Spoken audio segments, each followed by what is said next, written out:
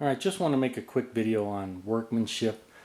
If you've watched any of my videos, you know I really try to take my time. I try to do the repairs or diagnostics correctly so that I can give the car back to whoever owns it, at least in as good a shape or hopefully better shape than when they brought it in.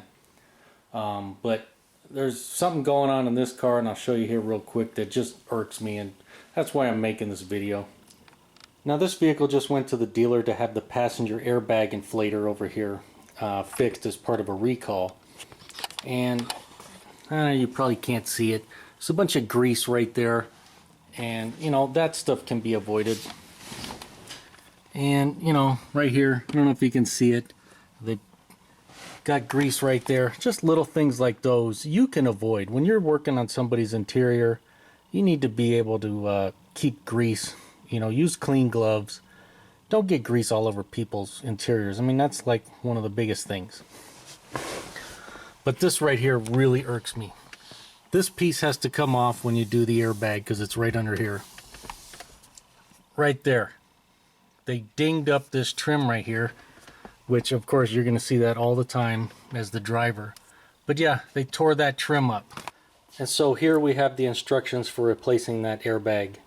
Right from the manufacturer. In this case it's Honda.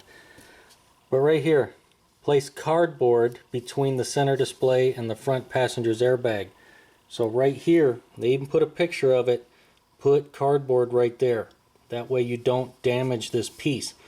Obviously, all you have to do is read the instructions one time and you'll know where to put the cardboard, and this can easily be prevented just by simply reading the instructions. And so when I see workmanship like this, I just wonder, do people not care anymore? Does nobody take pride in their workmanship anymore? Because this stuff can easily be preventable. The grease on the seats and the trim and the damage to the trim, all easily preventable just by taking a little pride in your work.